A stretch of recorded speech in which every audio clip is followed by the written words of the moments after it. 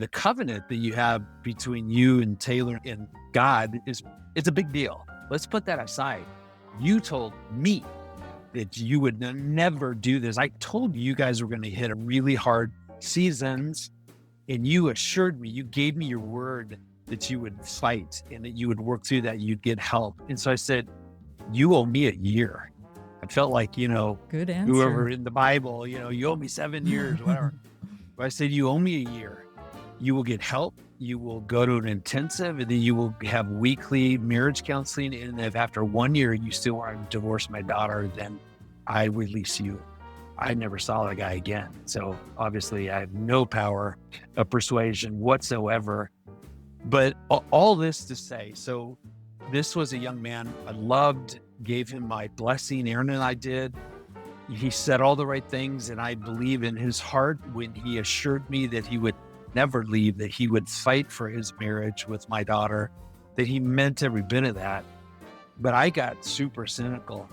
And my middle daughter's now husband, when he came to ask, I said, here's the deal. I said, I wrote there, it's like 12 questions that every father and mother should ask their future son-in-law. Like, I wrote the book about that. And I said, I don't even know what to ask you, because you're going to tell me what I want to hear. You're going to tell me what you think is the right thing.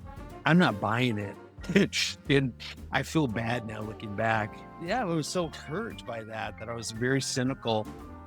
And I would say now, so let me try to bring this back to what we were talking about, that I think instead of asking someone, will you fight? Will you stay? Will you not leave my daughter?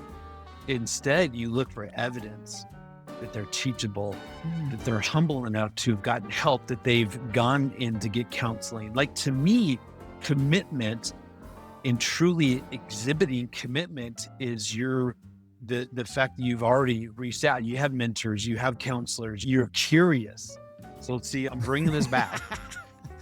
You're like, where are we going? Where is this guy going? Oh, this is great. But I think that's actually a stronger predictor for commitment. If you're thinking about wanting to marry someone, or if you're a parent looking to give this young man your blessing, that's what you should be looking for, not saying, hey, you're going to stay with her, with him, whatever, for your life. I get it. Like, they mean it.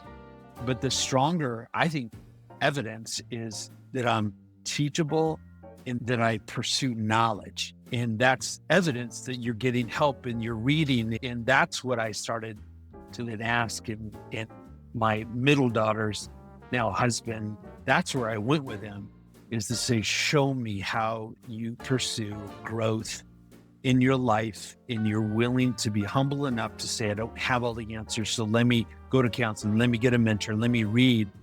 And he had done that in spades. And so again, I hate that we keep bringing it all back and making Scott look like the hero that he is, obviously.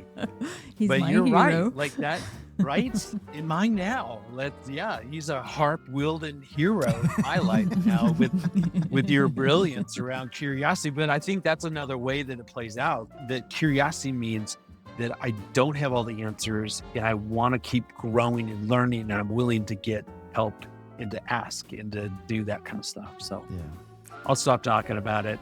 You got me all riled up. We love that. You think he plays the harp well, you should hear him play the piano. Really? In our pre-marriage days, he composed classical piano music. What? And I just couldn't resist him. Like, how do you keep your hands off him? Like, should we end this now and just let you guys have some private time? Wow, I'm impressed. He did play last night. He was upstairs playing while I was down in my office for a little bit, and some Christmas music or love songs. No, I'm working on some. I have to get some things memorized by the end of the year to meet his goals.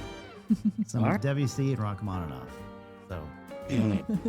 Wow. I don't know what that is or what it would sound like, but I'm sure it'll be amazing, and it's good for you. And I feel like a complete inadequate failure in my life now. So I'll need to spend some time asking God what's true. No.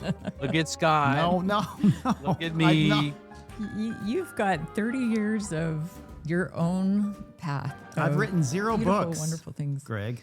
Well, you just Does that make us a bunch failure? of music and no, it just means you invested in things that'll actually make you money. So that's good for you.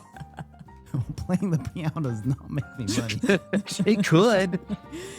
Dueling pianos. See, Aaron and I went to see that. That is a great idea. The dueling piano bar. I think we're gonna very do it. triggering for me now, but whatever. Back in the 90s, about the same time we got those tapes, he somehow connected with Apple Orchard or something like that, some company to try to publicize his CD that he recorded, and we just kind of lost track of them. But somehow it's showing up on Spotify and Is it really? probably Wow. Apple Music, I'm on like Spotify. everything. He's never gotten a penny for anything. They don't pay me a dime.